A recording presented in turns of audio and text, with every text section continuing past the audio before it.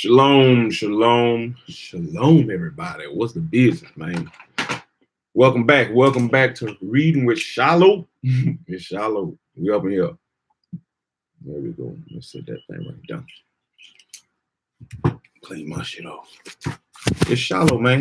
I know I've been gone for a while, man. I've been delayed, bombarded with hypocrisies and flabbergasted.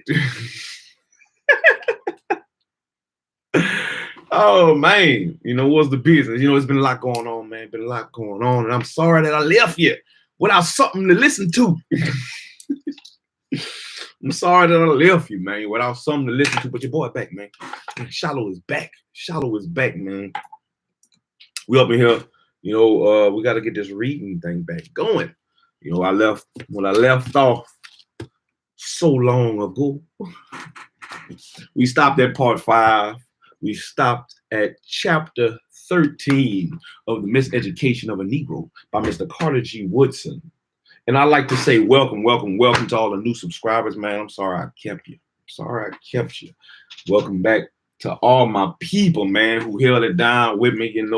I tried to upload a couple other videos to the YouTube thing just to keep it going a little bit of some stuff we got going on, man. There's a lot of humbuggery going on around here, but there's a lot of good stuff going on too, man. Been doing a lot of yard work, a lot of housework, a lot of moving forward, and getting out of stuck in that mud I felt like I was in. But we're gonna keep moving. We're gonna keep moving.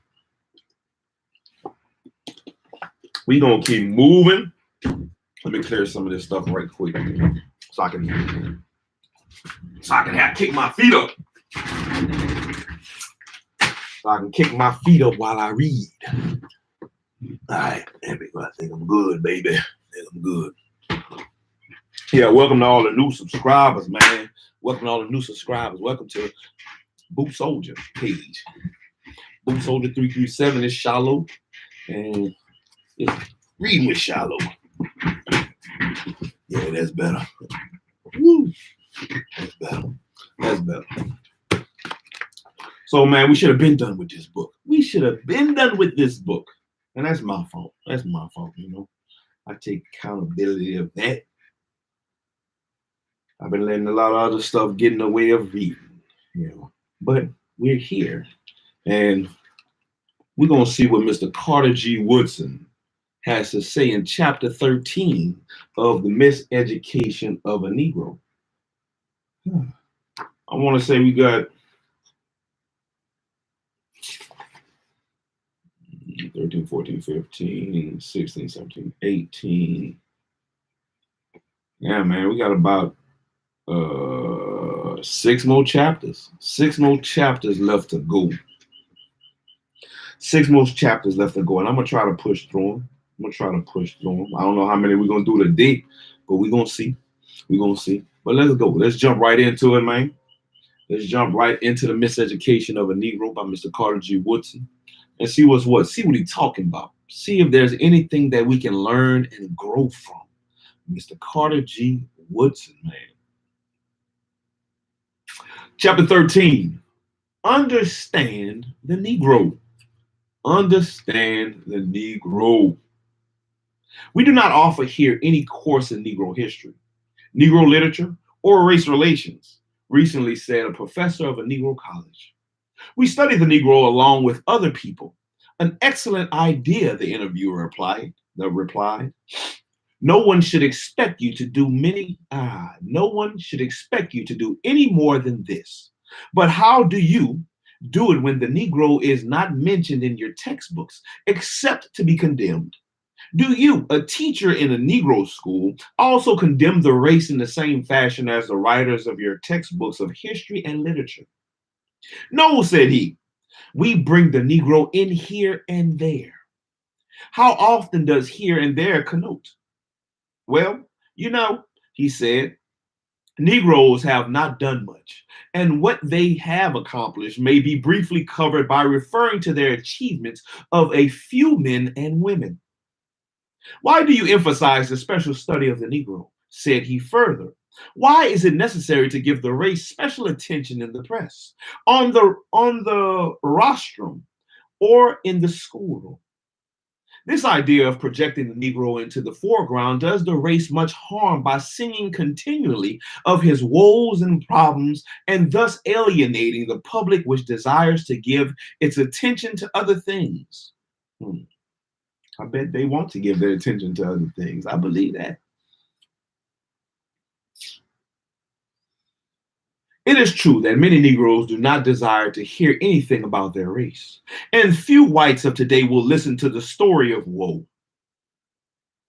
With most of them, the race question has been settled. The Negro has been assigned to the lowest drudgery of the sphere in which masses must toil to make a living. And socially and politically, the race has been generally prescribed. Inasmuch as the traducers of the race have settled the matter in this fashion, they naturally oppose any effort to change this status. Many Negro professional men who are making a living attending to the affairs of their laborers and servants of their mentally undeveloped state, and many teachers who in conservative fashion are instructing their children to maintain the status quo antebellum, also oppose any movement to upset this arrangement. They are getting paid for their efforts. Why should they try innovations? The gods have so decreed it. Human beings cannot change it. Why be foolish? A Negro with sufficient thought to construct the program of his own is undesirable. Ooh, what do he say? A Negro with sufficient thought to construct the program of his own is undesirable. And the educational system of this country generally refused to work through such Negroes in promoting their cause.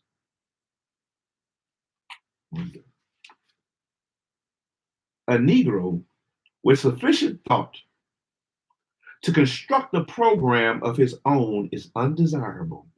I can believe that. I can believe that. What you think? What you think? You think that type of Negro is undesirable? The program for the uplift of the Negroes in this country must be handed over to an executive force like orders from the throne, and they must carry it out without question or get out of line and let the procession go on. Although the Negro is being daily forced more and more by segregation into a world peculiarly his own, his unusual, perplexing status is given little or no thought, and he is not considered capable of thinking for himself. The chief difficulty with the education of the Negro is that it has been largely imitation, resulting in the enslavement of his mind. Somebody outside of the race has desired to try out on Negroes some experiment which interested him and his coworkers. And Negroes, being objects of charity, have received them cordially and have done what they required. The keynote in the education of the Negro has been to do what he is told to do. The keynote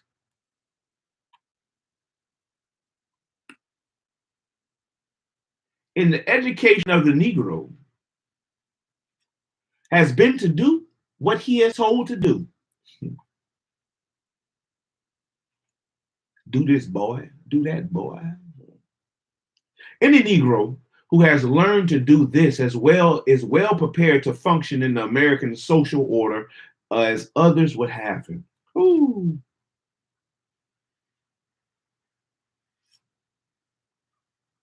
So I say, if you know how to do what you're told to do, baby, if you know how to be a good old boy, man, you'll do well in this system. Looking over the course of study of the public schools, one finds little to show that the Negro figures in these curricula. In supplementary In supplementary matter, a good deed of some Negro is occasionally referred to, but oftener the race is mentioned only to be held up to ridicule. With the expectation of a few places like Atlantic City, Atlanta, Tulsa, St. Louis, Birmingham, Knoxville, and the states of Louisiana and North Carolina, no effort is made to study the Negro in the public schools as they do the Latin, the Teuton, or the Mongolian. Several miseducated Negroes themselves contend that the study of the Negro by children would bring before them the race problem prematurely, and therefore urge that the study of the race be deferred until they reach advanced work in college or university. Ooh, I don't agree with that. I do not agree with that. You know, if they can learn about other races at an early age, then they need to learn about their own race at an early age. If we can learn about Christopher Columbus and George Washington, and we can learn about George Washington Carver and Frederick Douglass and Carter G. Woodson and so on and so forth, and the many names of the many black heroes that should be named on a daily. The many people, as many people of other races as your children can name from school, your children should be able to name just as many, if not more people of your own race.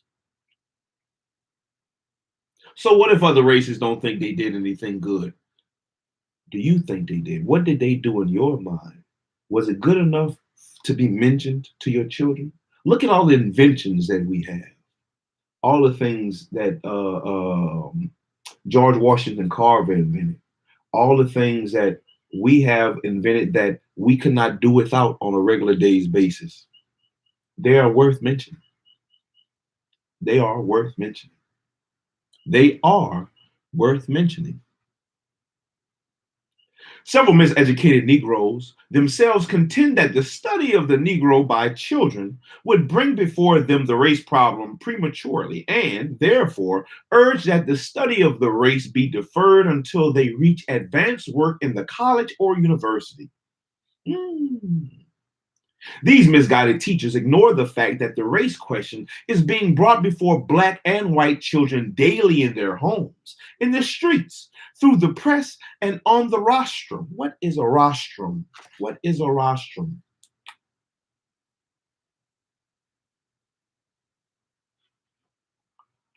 Rostrum, a rostrum. What is a rostrum? It's being brought in the streets, taught in the streets, in the schools, in the rostrum. The rostrum. There we go. The rostrum. Rostrum. Rostrum. A platform from which a speaker addresses an audience. I wonder if it's like a podium. I wonder if it's synonymous with podium. Oops. Let me see. Let me grab this. Let me grab this other book right quick. Thesaurus.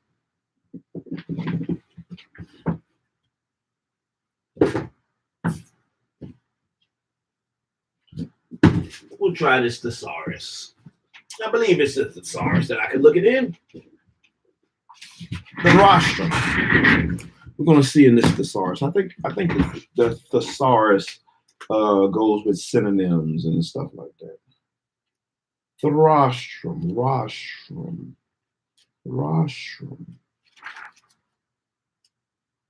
Servility, hate. Oh Lord, I don't know how to use this thing.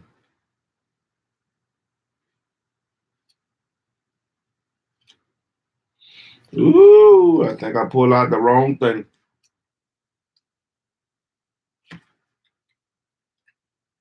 Rostrum, memory, specter, rostrum. Important. How do you look at words in here? Okay, here we go. I think I found it. Let's see.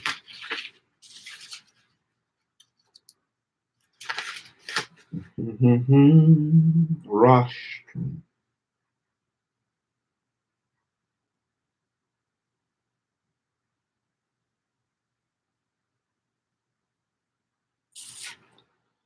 I guess that's one of the next things on the list to learn, how to read a damn thesaurus. I don't see rostrum in here though. Rostrum.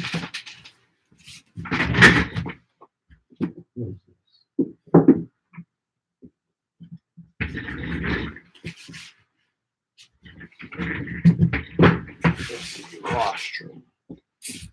Ooh, this might work.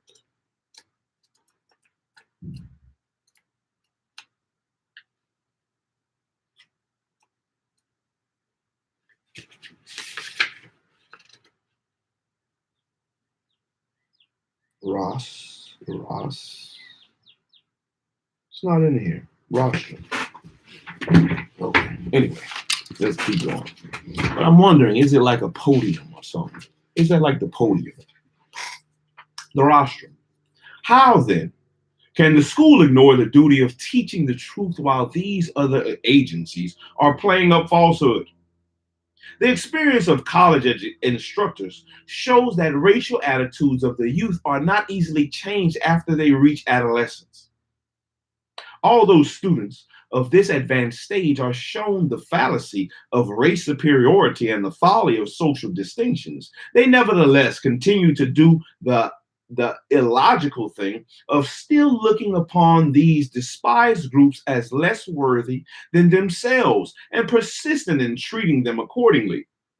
Teachers of elementary and secondary schools, giving attention to this interracial problem, have succeeded in softening and changing the attitude of children whose judgment has not been so hopelessly warped by the general attitude of the communities in which they have been brought up by.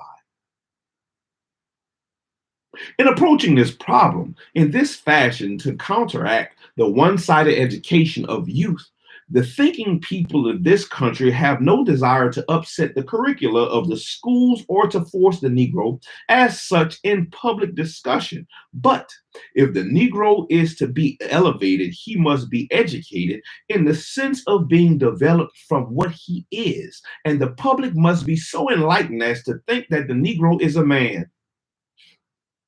Man. Furthermore, no one can be thoroughly educated until he learns as much about the Negro as he knows about other people. I agree. I agree. Furthermore, no one can be thoroughly educated until he learns as much about the Negro as he knows about other people. Upon examining the recent catalogs of the leading Negro colleges, one finds that invaluably they give courses in ancient, medieval, and modern Europe, but they do not give such courses in ancient, medieval, and modern Africa. Yet, Africa, according to recent discoveries, has contributed about as much to the progress of mankind as Europe has.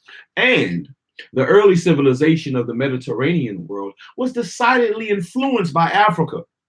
Negro colleges offer courses bearing on the European colonists prior to their coming to America, their settlement on these shores, and their development here toward independence.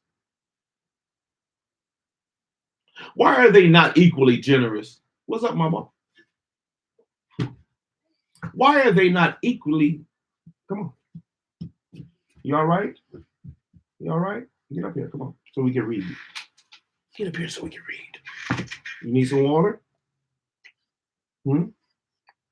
All right. Well, let's read.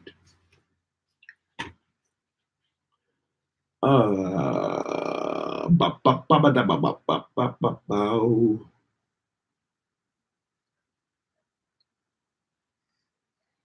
You all right? Hmm?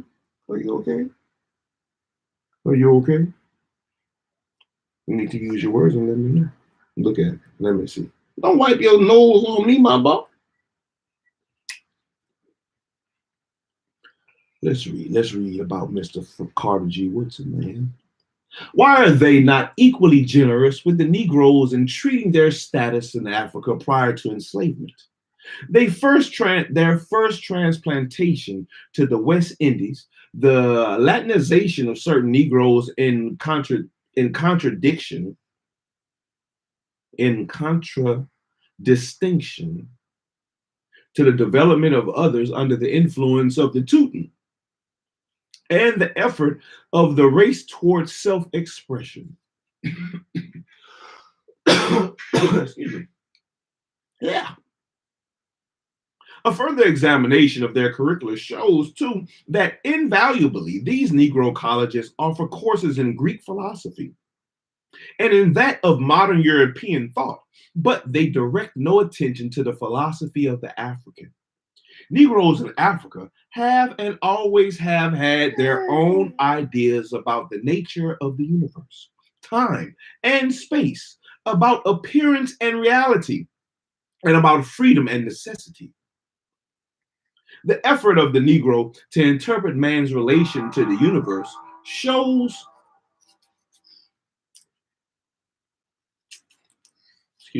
me, my bad, shows just as much intelligence as we find in the philosophy of the Greeks.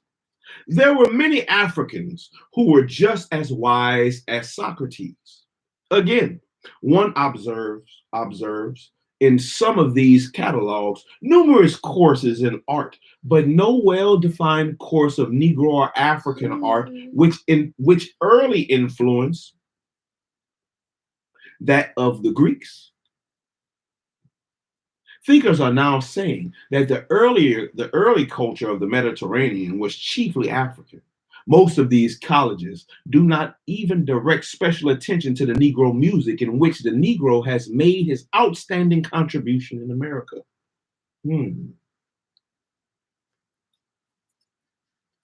The unreasonable attitude is that because the whites do not have these things in their schools, the Negroes must not have them in theirs. The Catholics and Jews, therefore, are wrong in establishing special schools to teach their principles of religion. And the Germans in America are unwise in having their children taught their mother tongue. Such has been the education of Negroes. They have been taught facts of history, but have never learned to think. Their conception is that you go to school to find out what other people have done, and then you go out in life to imitate them. What they have done can be done by others. They contend, and they are right. They are wrong, however, in failing to realize that what others have done we may not need to do. Stop pinching me.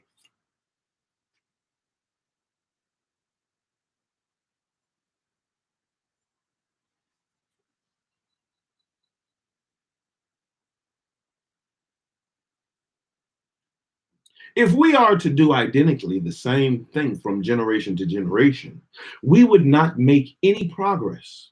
If we are to duplicate from century to century the same feats, the world will grow tired of such a monotonous performance. In this particular respect, Negro education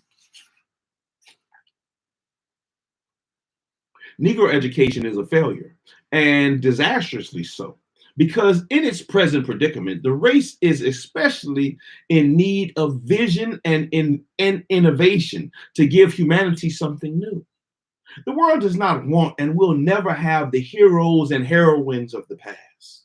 What this age needs is an enlightened youth, not to undertake the task like theirs, but to imbibe the spirit of these great men and answer the present call of duty with equal nobleness of soul. Not only do the needs of generations vary, but the individuals themselves are not duplicates, the one of the other.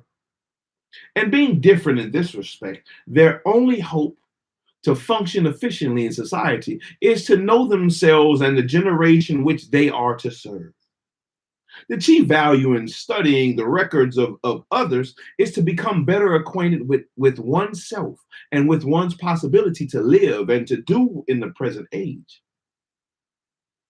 As long as Negroes continue to restrict themselves to doing what was necessary 100 or 1,000 years ago, they must naturally expect to be left out of the great scheme of things as they concern men of today.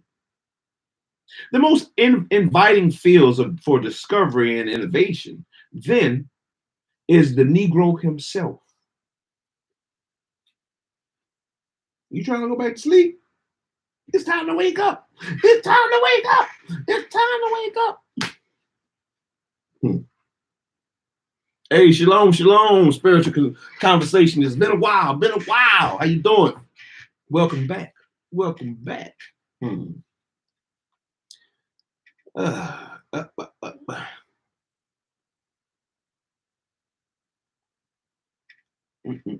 My bad. The most inviting field for discovery and invitation and invention then is the Negro himself. But he does not realize it. Frederica Bremer, when reflecting upon her visit to America about 1850, gave this country a new thought in saying to Americans, the romance of your history is the fate of the Negro. In this very thought lies unusual possibilities for the historian, the economist, the artist, and the philosopher.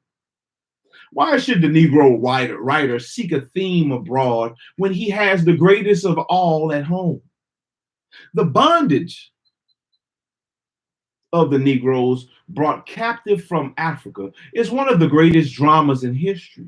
And the writer who merely sees in that ordeal something to approve or condemn fails to understand the evolution of the human race.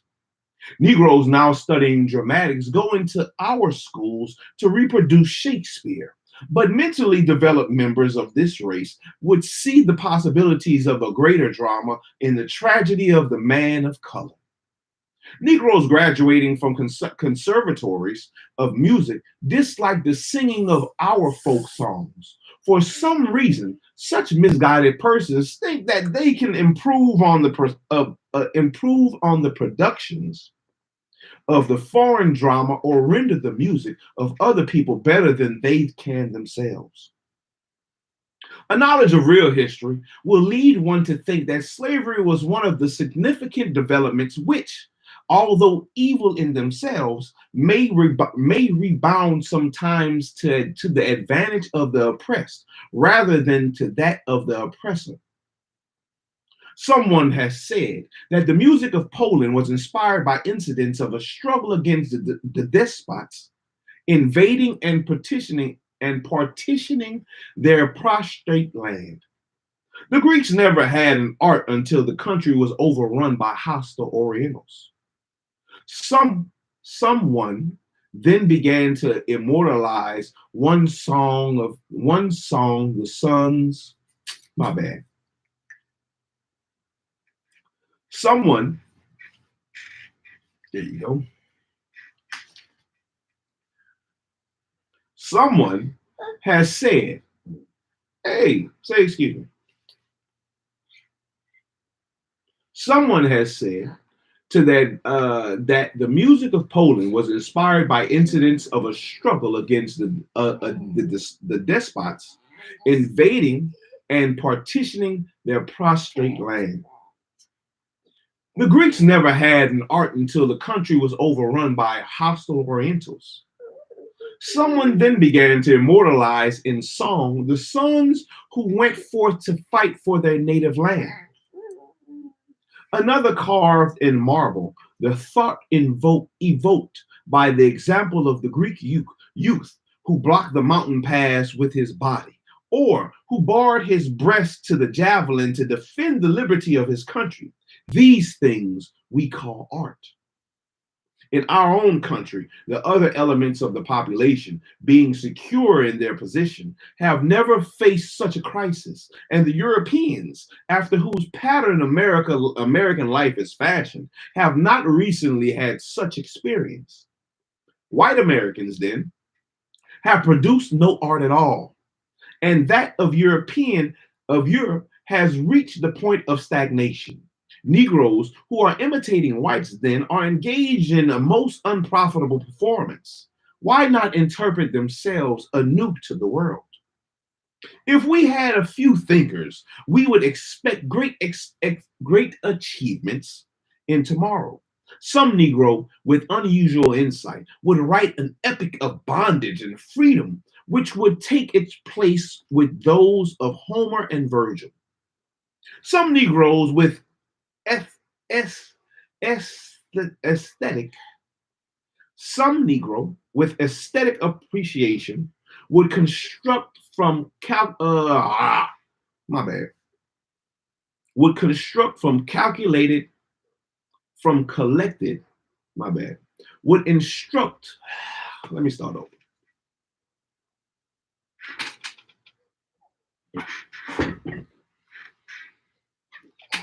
You're welcome, Miss Nicole Marie.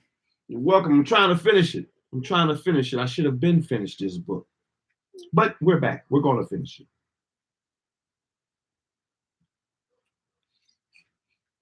Some Negro with aesthetic appreciation will construct from collected fragments of Negro music a grand opera that would move humanity to repentance. Some Negro of philosophic penetration would find a solace for the modern world in the soul of the Negro, and then men would be men because they are men.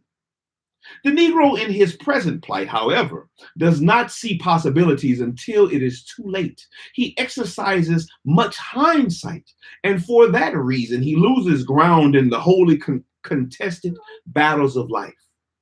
The Negro, as a rule, waits until the thing happens before he tries to avert it. He is too much like a man whom the author once saw knocked down in the physical battle or physical combat, excuse me. Instead of dodging the blow when it was being dealt, he arose from his prostration dodging it.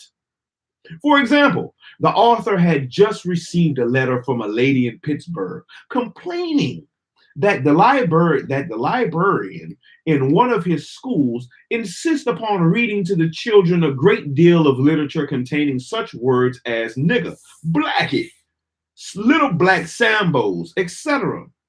This lady, therefore, would like to place it in that school some books by Negro authors. This is a my bad.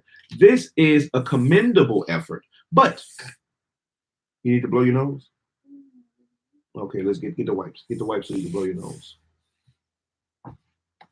This is a commendable effort, but it comes a little late. We hope not too late. For centuries, such literature has been circulated among the children of the modern world, and they have therefore come to regard the Negro as inferior. Not that some of our similarly, not that some. No, you saw me. I flung that thing over there, boy. Blow. Oh, blow hard. Blow it out. Get it out your nose. Other side. Oh, it's on this side. It's on the left side. Blow the left side. Blow together. Blow the left side again. Do it again. Blow it again. There you go. Good job. Good job. Good job. Can you go pick that up for me, please? Can you go pick that wipe up for me, please? Go get it for Daddy. We're going to put this one over here. Put it up here for me. Put it on the table for me. Thank you. You getting back up here? All right, come on.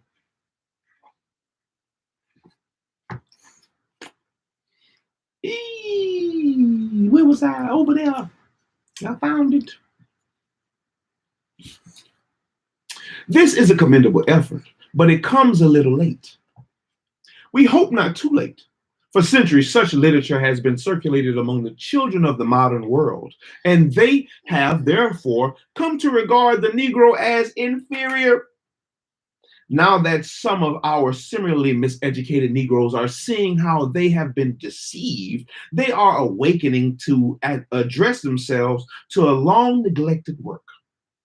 They should have been thinking about this generations ago, for they have a tremendous task before them today in dispelling this error and counteracting the results of such bias in our literature. There has just come to from a friend of humanity in Edinburgh, Scotland, a direful account of the increase of race prejudice in those parts. Sailors who had fragmented the stronghold of race prejudice in South Africa undertook recently to prevent Negro men from socializing the Scotch woman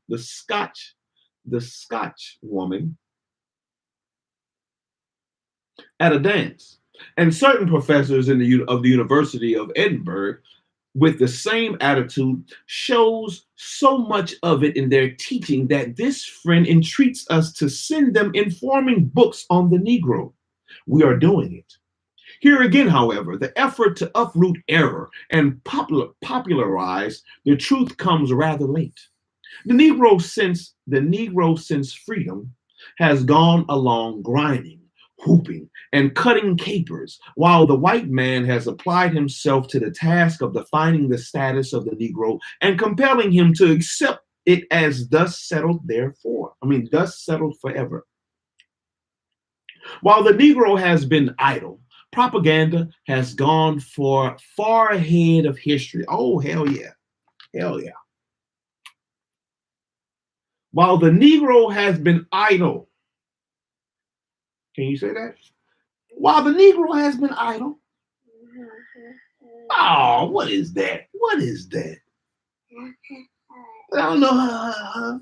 That's not speaking correctly. You gotta speak it out. While the Negro has been idle,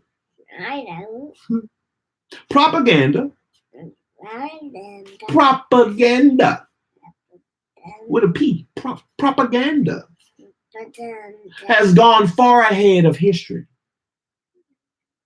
Oh, yes, so true. So true. Unfortunately, too, Negro scholars have assisted in the production of literature which gives this point of view. Chapter 14, the new program. It seems only a reasonable proposition, then, that if under the present system, which produced our leadership in religion, politics, and business, we have gone backwards towards serfdom, or have at least been kept from advancing to real freedom. It is high time to develop another sort of leadership with a different educational system. In the first place, we must bear in mind that the Negro has never been educated. In the first place, we must bear in mind that the Negro has never been educated. Ooh, that's a hard one.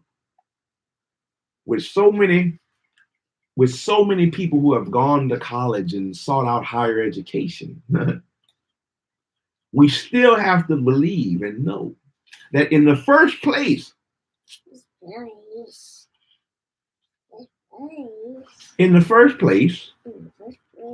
we must bear in mind that the Negro has never been educated.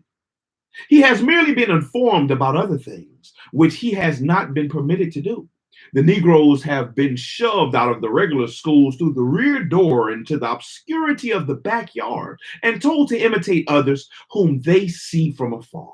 Or they have been permitted in some places to come into the public schools to see how others educate themselves. The program for the uplift of the Negro in this country must be based upon the scientific study of the Negro from within to develop in him the power to do for himself what his oppressors will never do to elevate him to the level of others. Man. The program for the uplift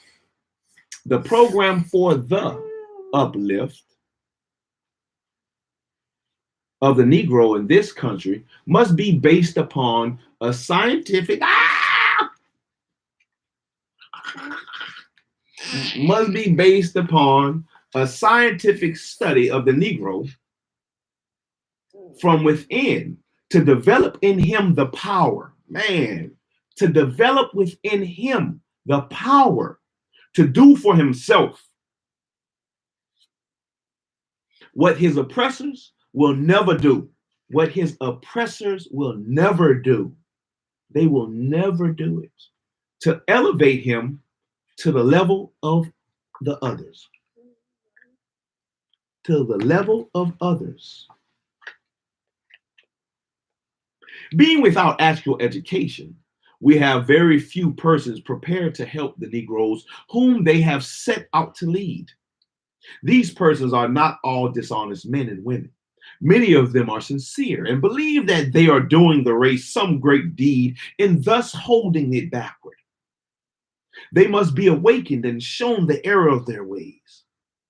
We have very few teachers because most of those with whom we are afflicted know nothing about the children whom they teach or about their parents who influence the pupils more than the teachers themselves.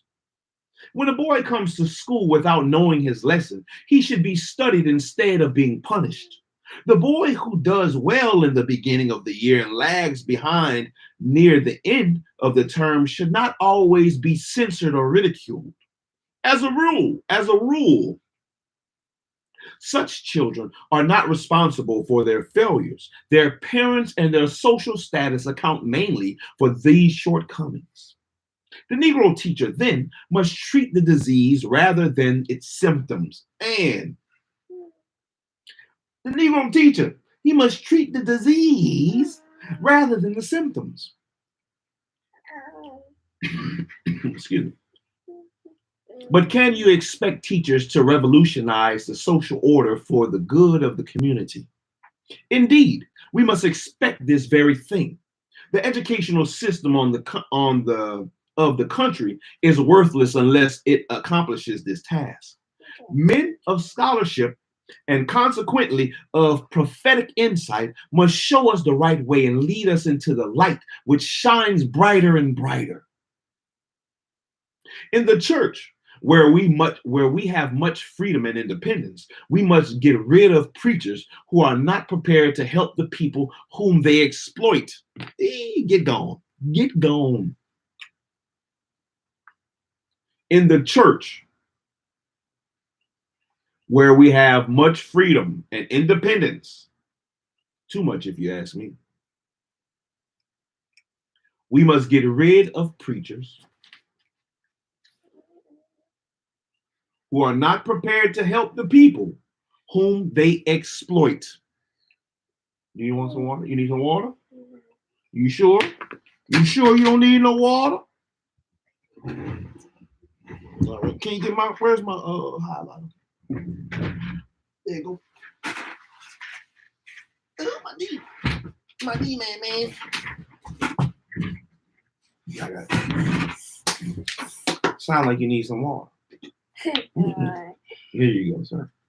Look at don't be trying to splash my water everywhere.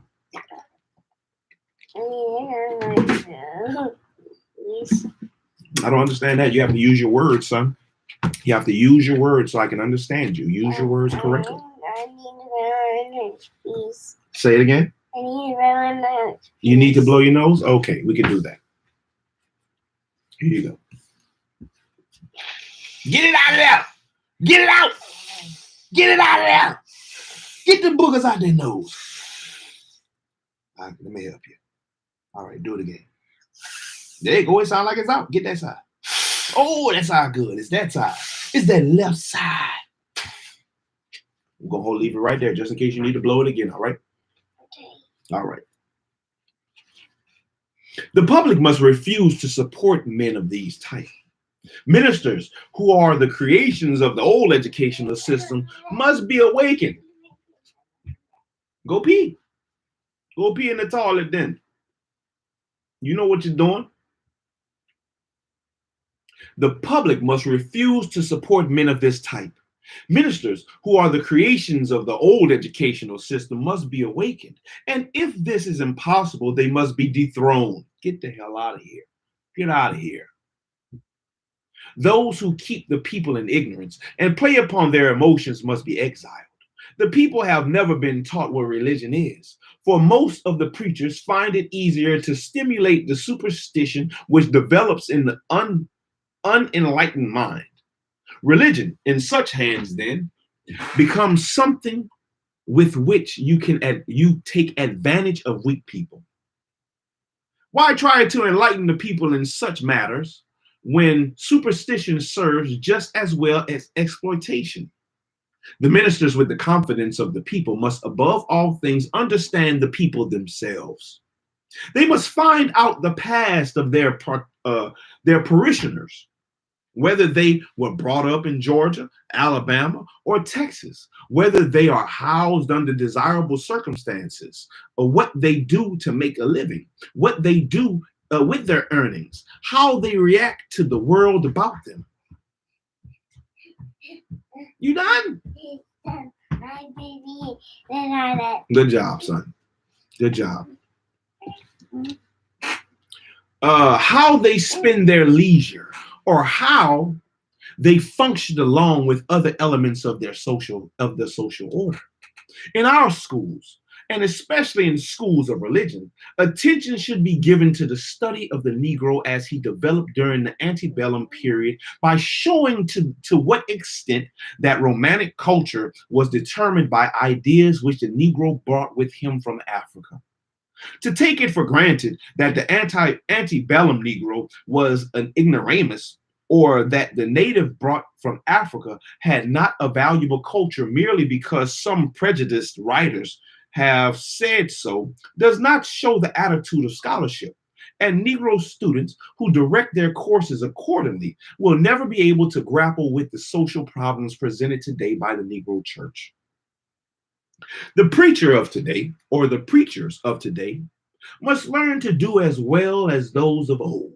Richard Allen so interpreted Christianity anew to his master that he was converted, and so did Henry Evans and George Bentley for other whites in North Carolina and Tennessee.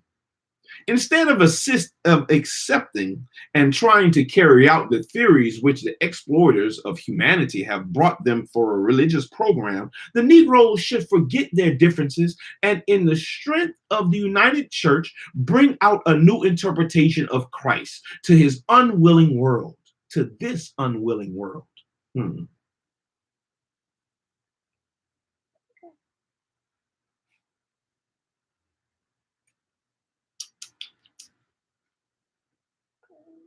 Oh, my bad, I lost my place, man. Oh, there we go.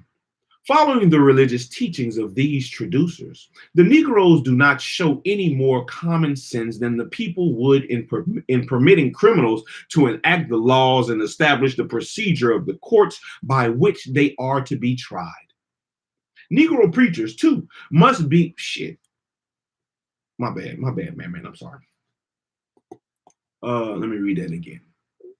Following the religious teachings of their traducers, the Negroes do not show any more common sense than a people would in permitting criminals to enact the laws and establish the procedures of the courts by which they are to be tried.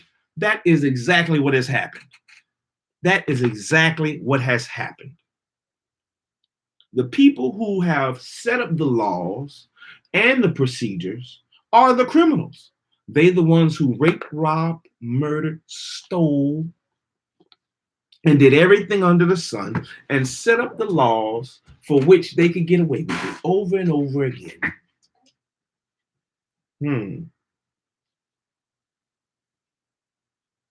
What common sense is that? None. That's right. No common sense at all. None. It is none. He has no common sense. Negro preachers, too, must be educated. They must be educated to their people rather than away from their people. This, of course, requires a new type of religious school. To provide for such training, the Negro church must get rid of the burdensome supervisory force. If the number of bishops of the various Negro Methodist churches were reduced to about 12 or 15, as they should be, the amount of $100,000 uh, or more now being paid to support the unnecessary number could be used to maintain properly at least one accredited college. And what is now being raised here and there to support various struggling but starving institutions kept alive by ambitious bishops and preachers could be saved to the people. Watch my stuff.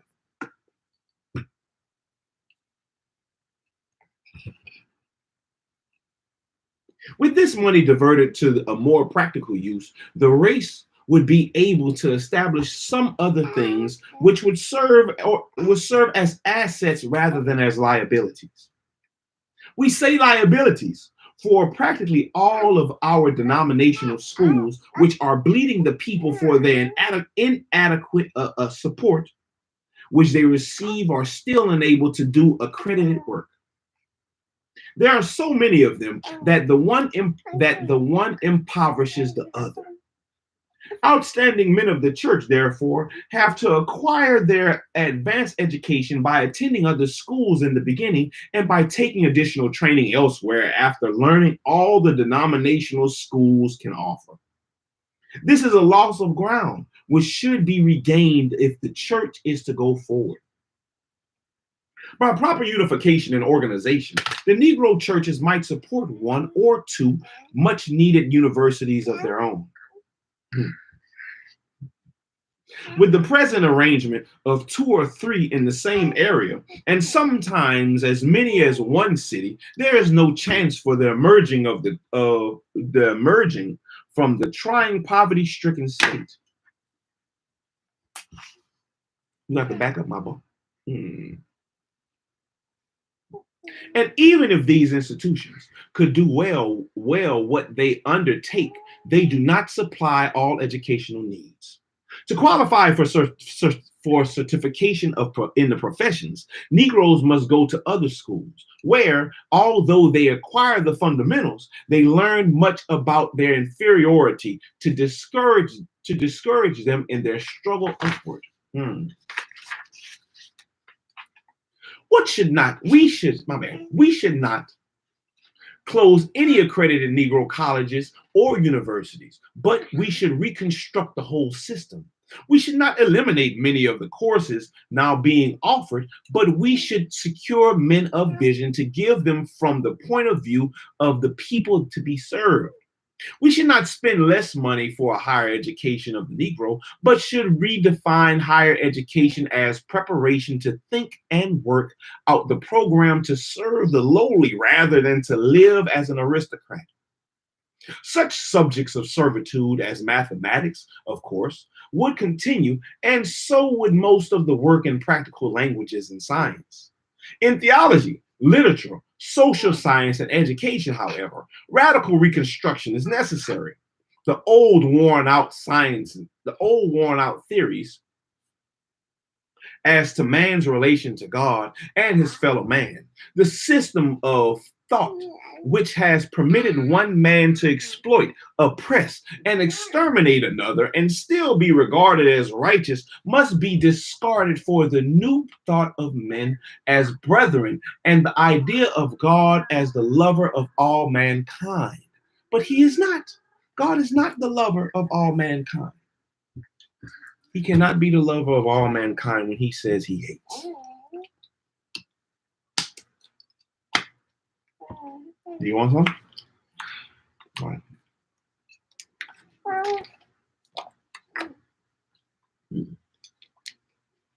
God cannot be the lover of all mankind when he destroyed almost all mankind except for 8 people.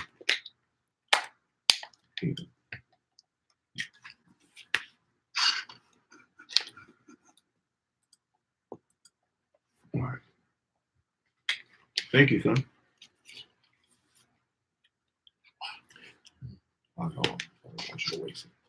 Thank you very much. After Negro students have mastered the fundamentals of English, the principles of composition, and the leading facts in the development of its literature, they should not spend all of their time in advanced work on Shakespeare, Chaucer, and Anglo-Saxon. They should direct their attention also to the folklore of Africa and the philosophy in his proverbs to be developed to the development of the Negro in the use of the modern language and to the works of the Negro writers.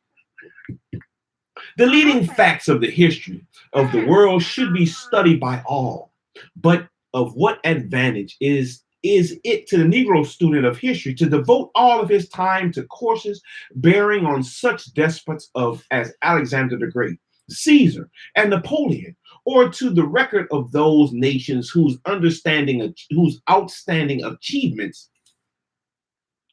has been rapine, plunder, and murder for world power?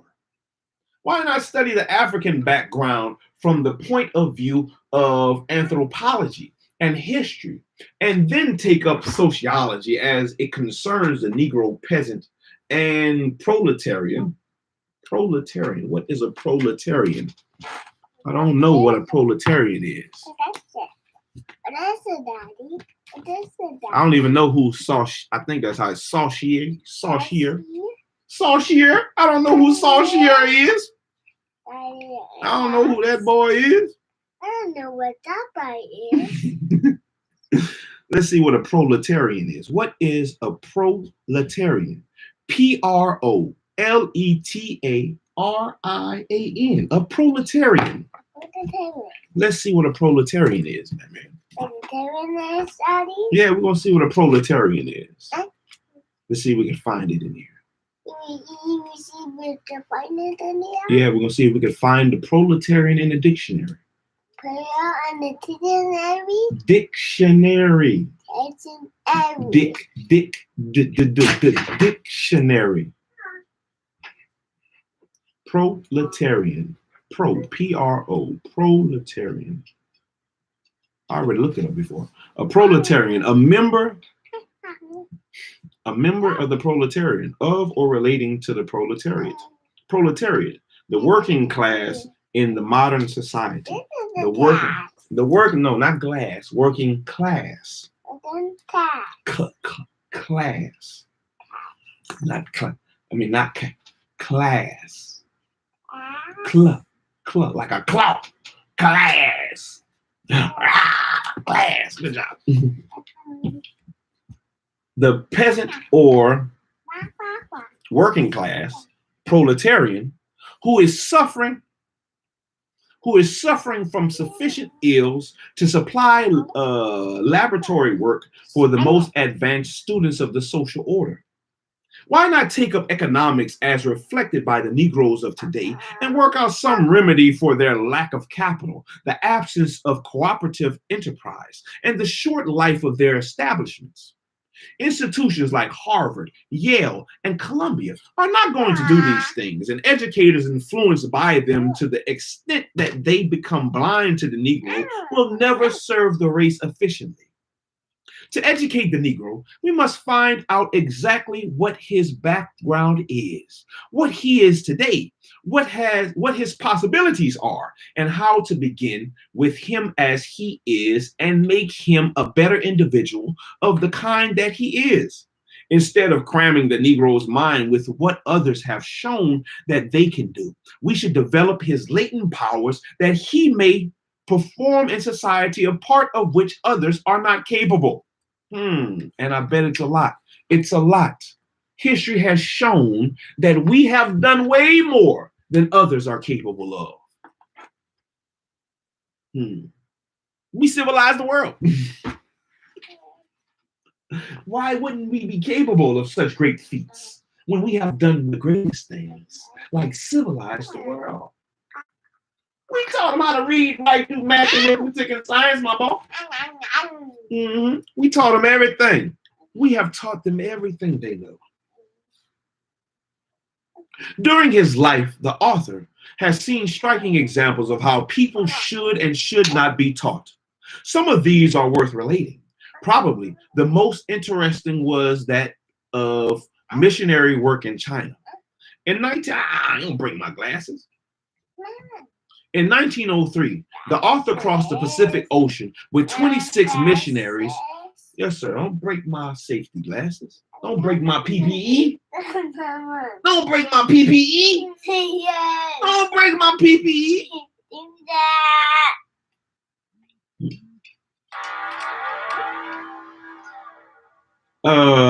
In 1903, the author crossed the Pacific Ocean with 20.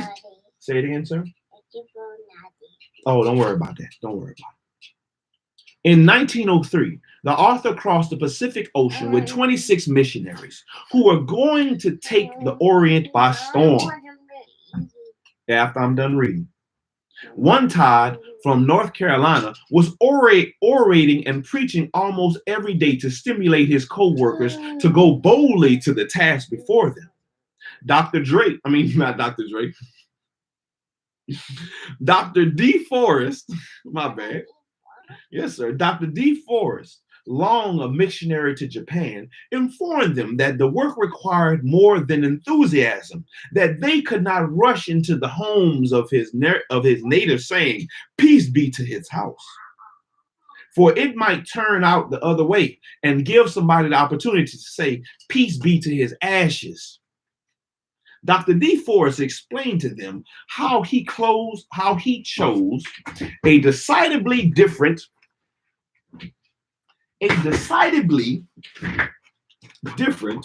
blah blah blah blah blah course, preferring first to study the history, the language, the manners, and the customs of the people to approach them intelligently.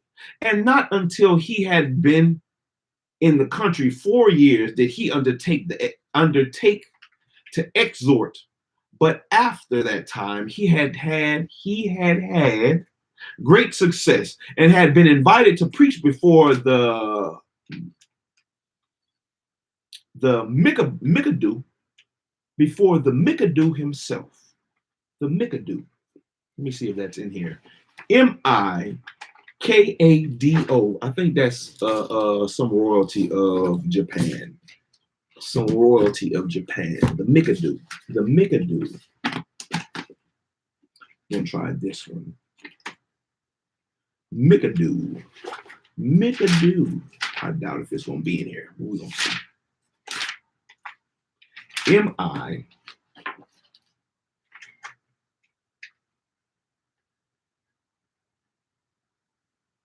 M-I-K-A-D-O. M-I-K-A-D-O. The Mikado. Don't open that, man. Don't open it, son. You can look at the book, but don't open that package. Do you understand? Do you understand?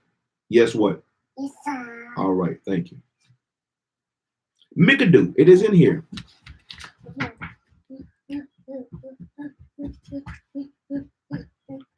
The Mikado, an emperor of Japan. The Mikado. M-I-K-A-D-O. The emperor of Japan. You know, I think it's kind of funny. Mikado is capitalized in this book, but in the dictionary, it is not. The Emperor of Japan, you'll think that's a great title. That is a great title, the Mikado. So I can understand why it's capitalized in here. But why wouldn't you capitalize in the dictionary to show the greatness of the word? The Mikado. The Mikado.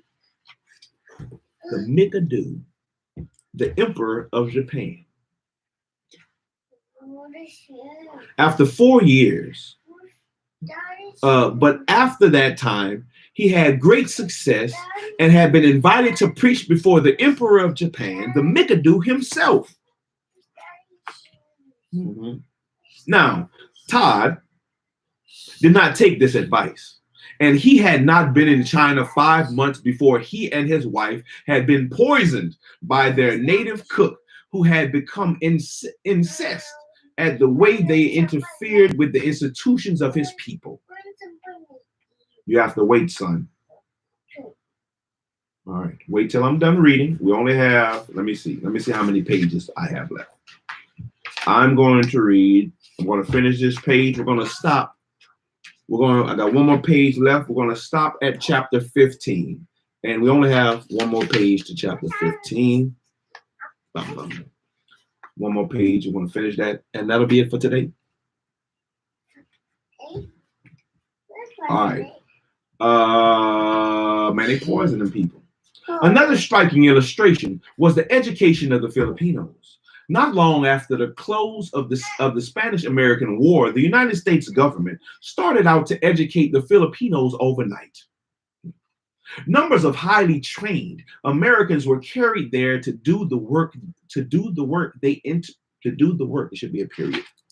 To do the work. They entered upon their task by teaching the Filipinos just as they had taught American children who were otherwise circumstanced. The result was failure.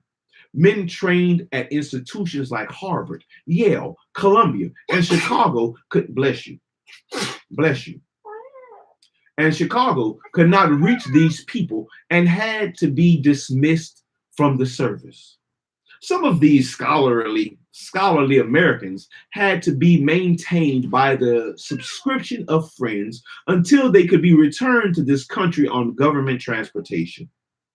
In the meantime, however, there came along an insurance man who went to the Philippines to engage in business. He had never taught at all, and he had never studied authorities like Bagley, Judd, or Thorndike. But he understood people, seeing that others had failed. He went into the work himself. He filled the schoolroom with thousands of objects from the pupils' environment. In the beginning, he did not use books very much because those supplied, you got it, you good? Because those supplied were not adapted to the needs of the children. He talked about the objects around them. Everything was presented objectively. When he took up the habits of the snake, he brought the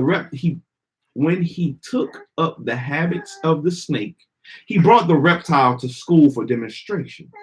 When he taught the crocodile, he had one there. In teaching the Filipinos music, he did not sing come shake the apple tree. They had never seen such an object. He taught them to sing come shake the lumboy tree, something which they had actually done. In reading, he did not concentrate on the story of how George Washington always told the truth. Is that a moon? Yes, sir, that's a moon. They had never heard of him. That's right. Good job. But let Daddy finish reading. I'm almost done. 1, 2, 3. Good job, son. 3 planets. In reading, he did not concentrate on the story of how George Washington always told the truth. They had never heard of him and could not have appreciated the myth if someone had told them about it. This real educator taught them about their own hero, Jose Rizal. Jose Rizal. Hold on, man. Hold on. Let me finish reading, please. He gave his life as a martyr for the freedom of his country. By and by, they got rid of most books based on the life of the American people and worked out the entirely new series dealing with the life of Filipinos. The result then was that this man and others who saw the situation as he did succeeded. And the work of the public schools in the Philippines is today the outstanding achievement of the Americans of that country. We do not mean to suggest here, however, that any people should ignore the record of the progress of other races. We should not advocate any such unwise course. We say, hold on to the real facts of history as they are, but complete such knowledge by studying also the history of races and nations which have been purposely ignored. The planets. Planets. What is this? I will talk about it after I'm done. We should not underrate the achievements of Mesopotamia, What are Greece, these planets? and Rome. What are these planets? Good job. What I are heard you. these planets? But we should give equally as much attention to the internal African kingdoms, the Songhay Empire, and Ethiopia, which through Egypt decidedly influenced the civilization of the Mediterranean world. We would not ignore the rise of Christianity and the development of the church, but we would at the same time give honorable mention to the persons of African blood who figured in these achievements and who today are endeavoring to carry out the principles of Jesus, long since reputed by most so-called Christians. We will not underestimate the achievements of the captains of industry, who in the commercial expansion of the modern world have produced the wealth necessary to ease and comfort. But we would give credit to the Negro, who so largely supplied the demand for labor by which these things have been accomplished. In our own particular history, we should not dim one bit the luster of any star in our firmament. We will not learn less of George Washington, first in war, first in peace, and first in the hearts of his countrymen. But we will learn something also of 3,000 Negro soldiers of the American Revolution who helped to make this farther of our country possible. We would not neglect to appreciate the unusual contribution of Thomas Jefferson to freedom and democracy, but we would invite attention also to two of his outstanding contemporaries, Phyllis Wheatley, the writer of interesting verse, and Benjamin Banneker, the mathematician, astronomer, and advocate of a world peace plan set forth in 1793, with the vital principles of Woodrow Wilson's League of Nations.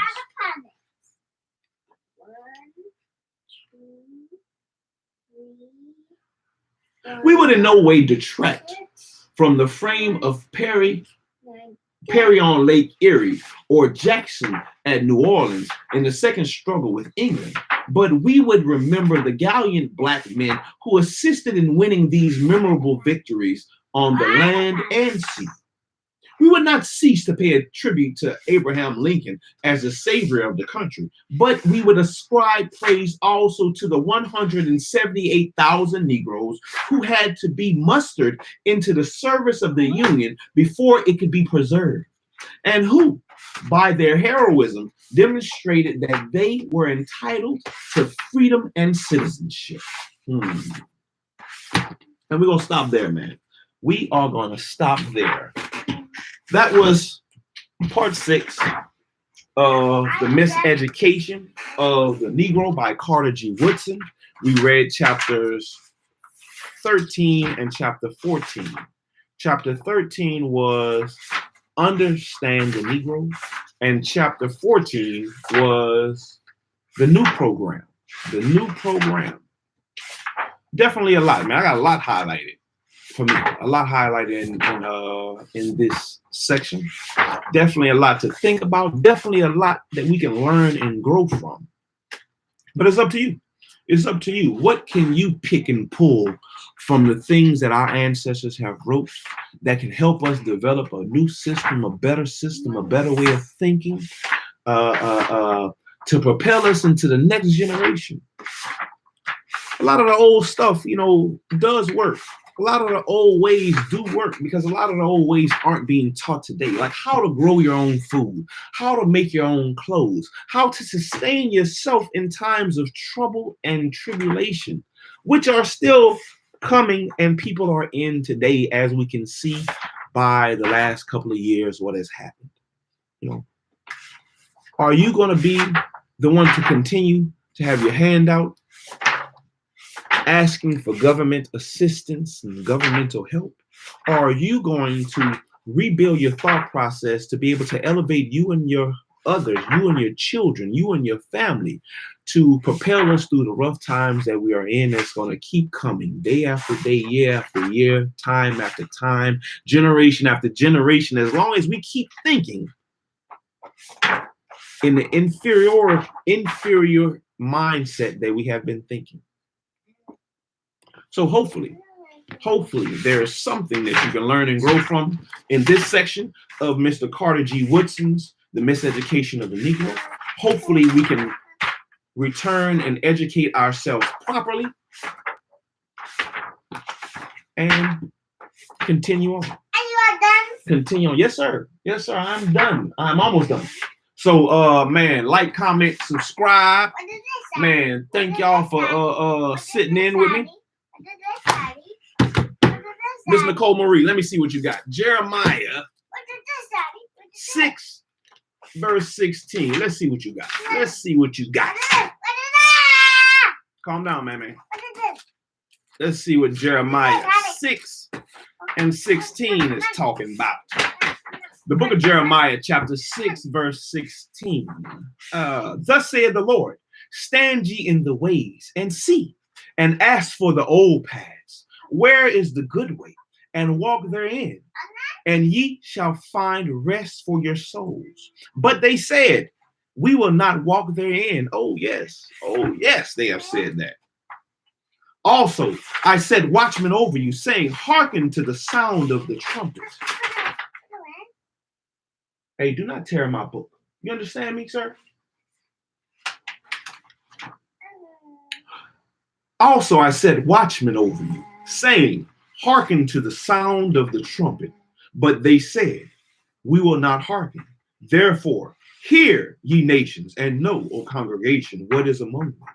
Hear, O earth, behold, I will bring evil upon this people. I will bring evil. Thus we have the miseducation of the Negro, because he has brought evil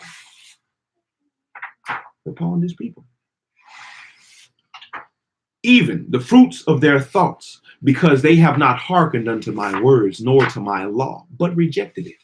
To what purpose cometh there to me incense from Sheba, and the sweet cane from a far country?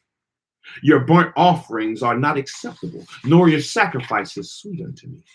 Therefore, thus saith the Lord, behold, I will lay stumbling blocks before this people. The miseducation is a stumbling block.